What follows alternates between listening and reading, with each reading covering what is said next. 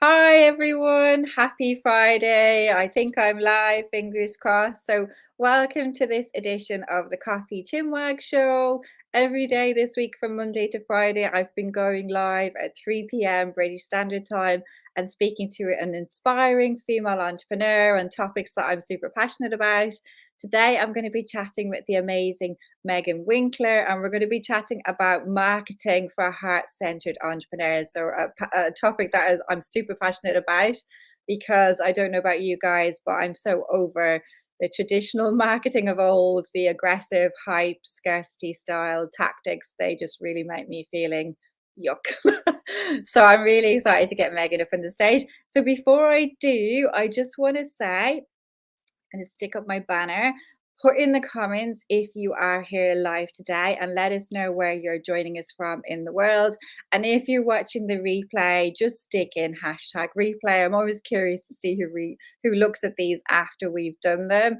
And if you have any comments, even if it's in the replay, don't be shy. I'll go back and I'll come back in and I'll come back to you as well. So, um, I'm going to read out a little intro for Megan because I'd love to say I know it all off by heart, but I don't. Okay, so Megan, I recently actually featured on her podcast, which is called The Good Business Witch. So do check that out, Google that. We had a great chat. So just explain a little bit about who she is. She is a virtual CMO, so Chief Marketing Officer for Soulful Entrepreneurs. And I love that word soulful, and she's helping entrepreneurs who are all about building sustainable, authentic and energetically aligned businesses, and I can so relate to that. So I am going to bring up Megan on the stage and she can tell you a little bit more about herself. So here we go. Hi Megan, thank you so much for joining me. Thank you. I'm so excited to be here.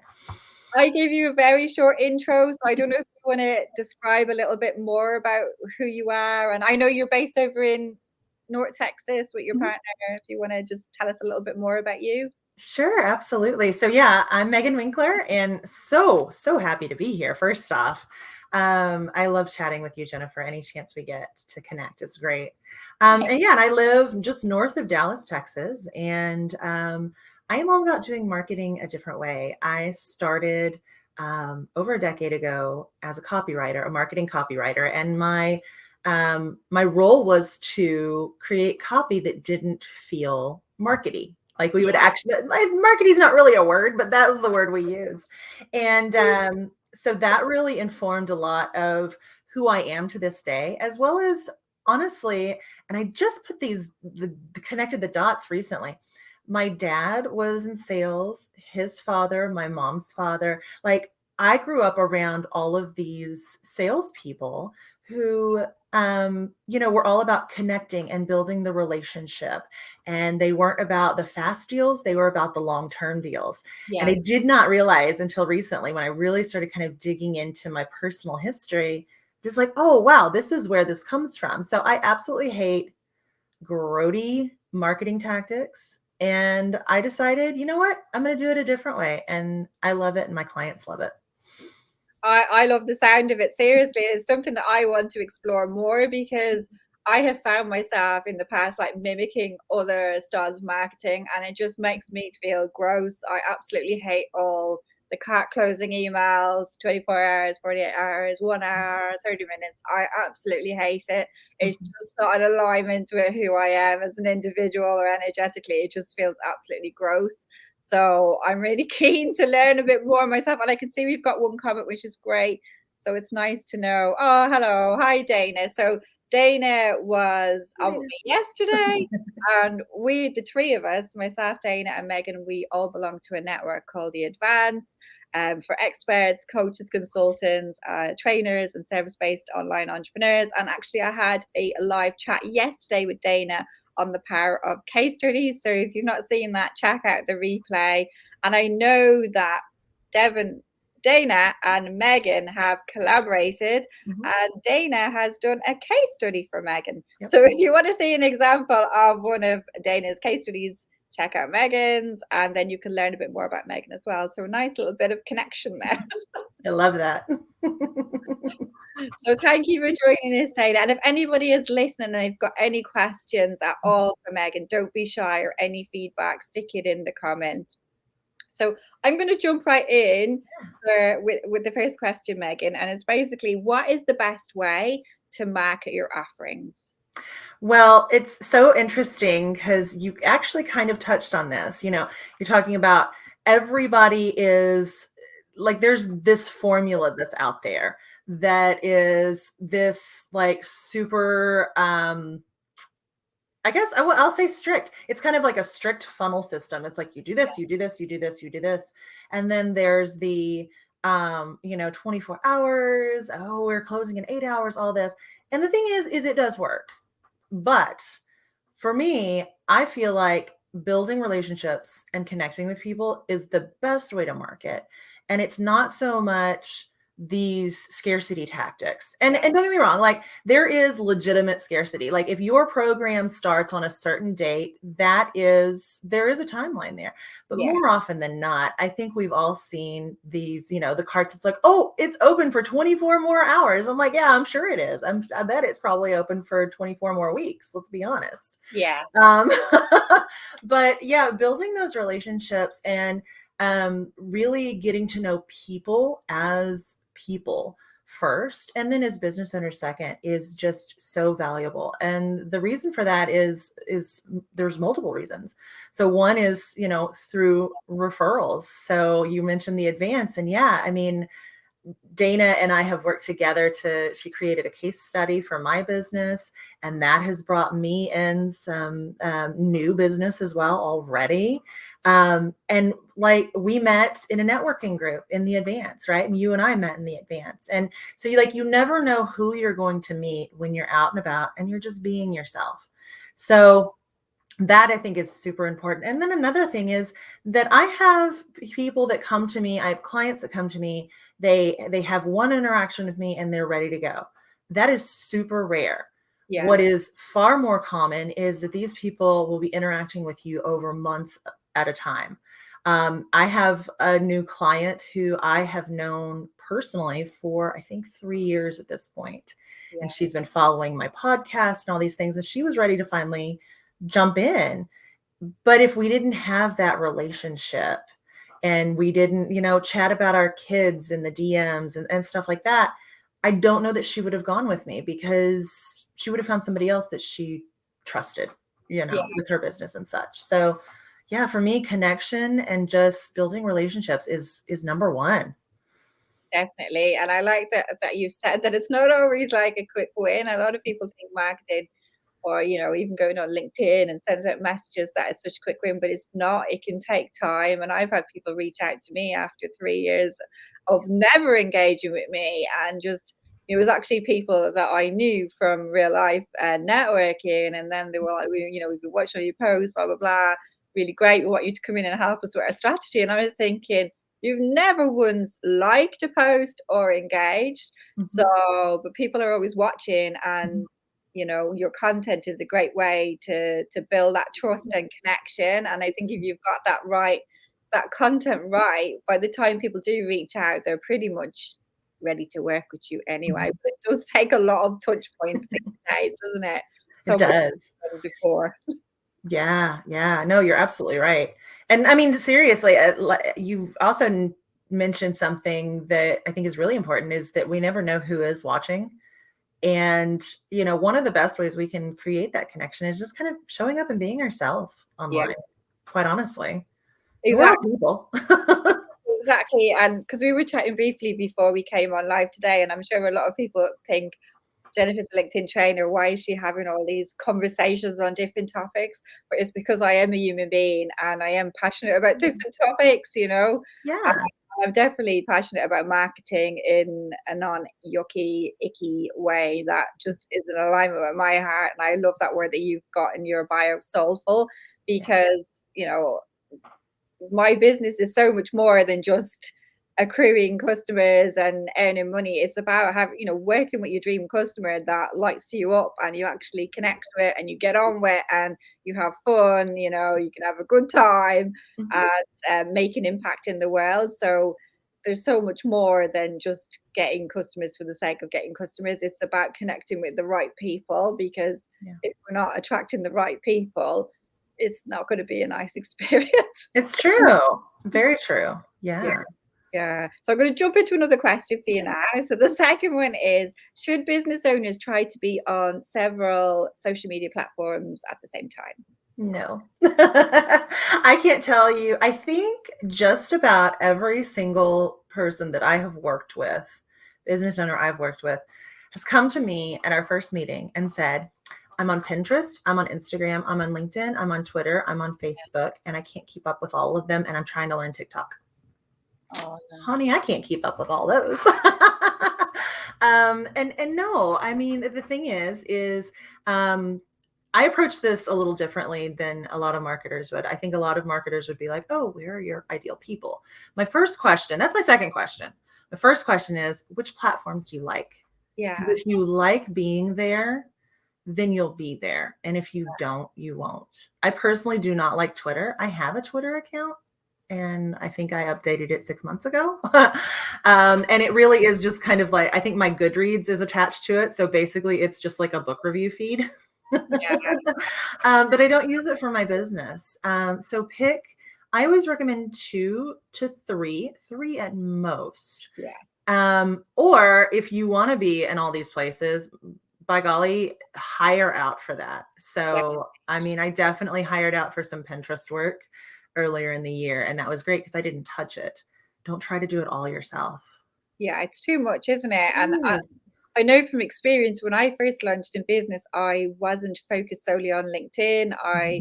was a LinkedIn trainer, a Facebook trainer, Instagram trainer, Twitter trainer. So the four of them, and I was on Pinterest. And I just felt on the whole time because it's very Mhm. hard to keep all the wheels turning and to be an expert at them all. So actually, at the start of lockdown, I had already gone all in on LinkedIn, and I just asked myself, do you really need to Mhm. be on all of these now? You're not actually a social media like trainer in general anymore. You're just specializing on LinkedIn. Yeah. So I deleted off my Pinterest, my Instagram, my Twitter, and my Facebook page. And I was just like, instant relief Yeah. that I didn't need to show up on all of these. And I knew deep down LinkedIn was the one I liked hanging out on the most. It's always been the one where I felt the most comfortable. It was kind of like, these are my people. And it's so important what you said. If you don't like a platform, you're not going to be consistent. You're not going to show up there. And it's all about being consistent and Mhm. building that know, like, and trust. So, there's nothing worse as well when you go to somebody's feed, whether it's a Facebook page or I don't know, a Twitter feed or something, and you can see somebody hasn't been on in about a year. It Yeah. just looks dead. And it's like you don't want to give off that impression that your business is dead. Yeah. So I totally agree with what you've said about outsourcing. If you can't do it yourself, if you really want to have it, Mhm. just outsource, because it doesn't give a great impression, does it? No, it doesn't. It's so true. So true. So another question I'm going to dive in is, how can heart-centered entrepreneurs sell their offerings without feeling inauthentic? Mm. So I like to do this a number of ways. And my favorite way to do it is just share about your work, show some behind the scenes, Yeah, show client results. Um, we mentioned Dana's case studies earlier. A case study is a wonderful way to sell your services yeah, without feeling gross, because really that's somebody else talking about you. And I tell you, it changes how you see your business, which is super cool. But yeah, and just looking for how you can leverage those relationships when it comes to when it comes to launch time and you're getting ready to release a program out into the world. Like, who's been your client before? Who's been in your previous programs? And like, how can they help spread the word? Yeah. We've got a mutual friend, Dawn, who just released her book, and she reached out to all of us in our networking group and said, "Hey, can you help me with this?" And yeah, absolutely. I'm happy to put a post up on Facebook for you, for sure, or drop it here in LinkedIn. So really, it's showing results, it's showing transformation, and it's showing the human element of your business, and people will gravitate to that. You're right, people will gravitate to that. Yeah, and I love what you said about sharing the case studies and that, and it doesn't feel gross because it basically is a story being told by someone else. Because I think when we do it all ourselves, that's when it can feel more, as we said, start marketing. Yeah. Yeah, so I think, yeah, just figuring out your stories and doing a bit of show and tell, like you said, from behind the scenes or showcasing things, that's what people will connect with, is the stories as well. And I think when you kind of go away from the storytelling, that's when it feels a bit more gross. Yeah. My Yeah. experience anyway, it's kind of like, oh, this doesn't feel very authentic. It feels like I'm making this up for whatever particular type of effect. So Yeah. definitely, I think stories are always a good formula, a winning formula. Oh yeah. Oh yeah. Well, and it's one of those things too. We get really caught up in the how. So if we have like an 8-week program that's coming up, it's like, oh, on week 1 we're doing this. On week 2 we're doing, like, we really focus on the doing part, right? And if we can, pull the transformation, pull the being out of that, that is awesome. So what I love to do is say, okay, so week 1 we're going to be doing this so that you can experience this, and then you just cut off anything before the so that and you've got your content to share. It's like, Yeah, feeling more comfortable being on video is so much more compelling, because like that creates a little story in our heads already. Or we think about the time when we've been very uncomfortable on video, because I don't know about you, but I used to, like, my heart would pound and all that yeah, before I got on video. definitely, definitely. And doing Yeah. my first live, I did my first live on here about 18 months ago, and I was having palpitations. And shout out to Russ Johns, who's actually also in Texas, and he got me on as a guest, and I was bricking it. Yep. Just, but then when I did it, I was kind of like, oh, is that it? It's not so bad. I think because for me, I far prefer a live to a pre-recorded. I think when it's Mhm. pre-recorded, I think it needs to be more perfect and polished. Mhm. Whereas live, I hope that people are more forgiving if you kind of stumble over your words or you're not super Mhm. articulate, because it's real life.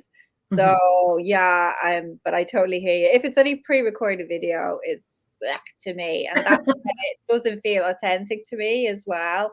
So if I do any pre-recorded, they are very short and snappy. Yeah. I really like the sharing the recording from a live video, honestly. Yeah. So I think it's another way to be authentic and create that connection. So I Yeah. love it. We're so in sync. So I was going to say, have you got any tips that you could give people to kind of figure out what is a way to market that feels like in line with their values? Mhm. Yeah, absolutely. So I would start honestly with, what are your values?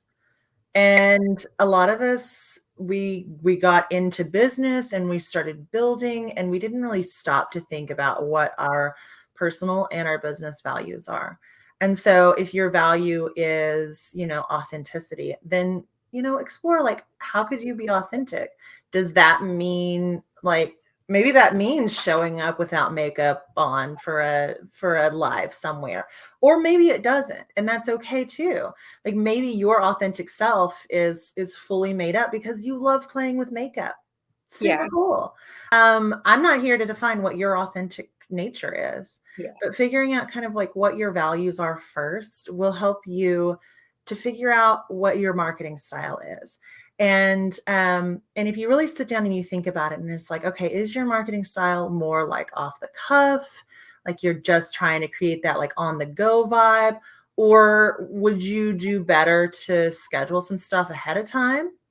Like, that's totally cool. I personally do both. Like, I have a few posts each week that are scheduled ahead of time, and then I just kind of fill things in, and that works for me. So really kind of tuning into who you are and what you want to bring to the table, and then just make up your own rules. Yeah, I love that. It's your business. You can do whatever you want. Exactly. And I think I can definitely relate to the values thing because when I first launched in business, Mhm. I didn't really go deep, I would say, on my values for about a good year. It was just basically a different business model, get in my clients and retainer. And it was because I initially was a social media manager before I became a social media trainer. So I was all behind the scenes. It was all about them. And I only needed a few clients to kind of tick on and retainer, and that was it. So there was no focus really on me. And then Mhm. when I morphed, it was kind of like, oh, shit. People need to connect to me as a human being to what me as a trainer or a consultant. So I had to kind of think, who am I and what are my personal values and what are my business values? And it was something I'd not really thought of because even in corporate, I never really explored it. I knew the values of my company on the day of the interview. And I was all over it then, and their mission and vision. And then I kind of forgot that over time. And I certainly never explored who I was. So that was a big learning lesson for me. And I think once you do go deep and you know what you stand for and what you're all about, it actually makes the marketing and the showing up a bit easier because you know there's a purpose behind it. And I Yeah. think when there's no purpose, a lot of clients come to me and they don't really know what they stand for, and that's why they haven't been showing up on LinkedIn, Mhm. because they don't know what to say. And I think once they get to the root of their values, it becomes so much easier because it's not just about them, it's about bigger picture. Yeah. So yeah, I think that's great advice and something I wish I'd done at the very start. Me Yeah, too. Me too, quite honestly. I think, and you can have all types of values in your business. Like joy can be a value. Who says Yeah. that, working with people has to be serious the whole time? You can have fun as a value. So I think it's really important because that will help you when you're showing up online as well.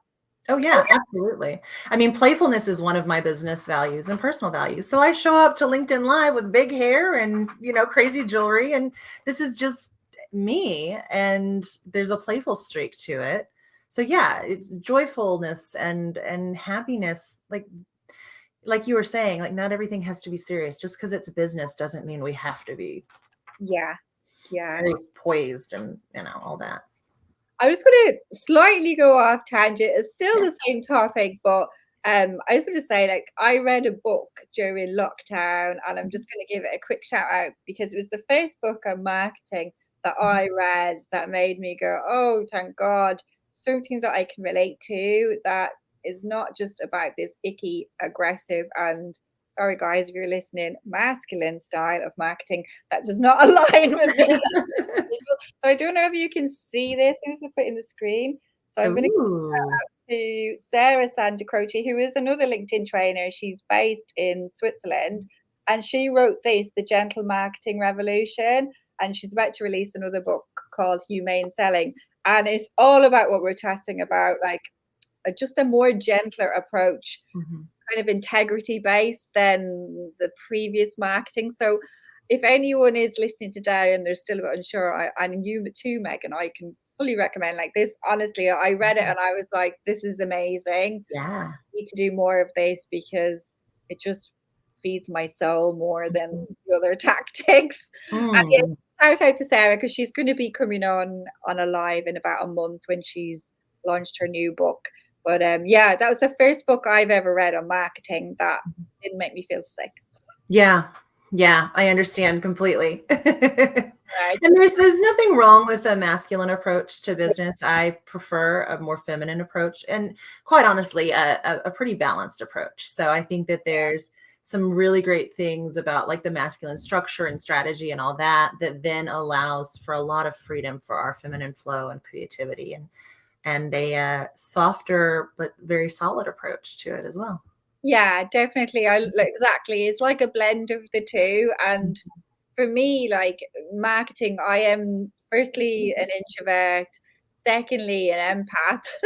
So it's like that the previous books I'd read, they just didn't feel like me. This was the Mhm. first book that I went, oh wow, this just feels completely in alignment and it doesn't feel like such a chore. And to us, it's like what you said earlier on, it's all about sharing stories. And I think Yeah. once we know how to share our story and just show up as ourselves, not a polished version of ourselves that we think we have to be, Yeah. you know, I think once you just show up warts and all, and then people will just know what to expect, and that's how Mhm. they will connect with you. And it's only when I know when I've tried to mimic other people, even when it's not necessarily been a LinkedIn post, but it could be email marketing or something like Mhm. that. And it's just felt yuck.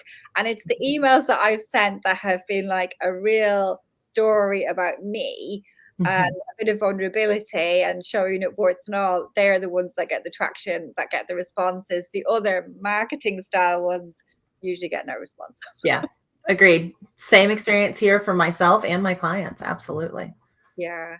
I Yeah. think it's hard for people as well to realize that you can be more vulnerable and show up warts and all, and Yeah. people will connect with you that way, that you don't always have to be in super turbo business mode the Yeah. time. Yeah. Yeah. I'm gonna start using that actually. Super turbo business mode. I love that.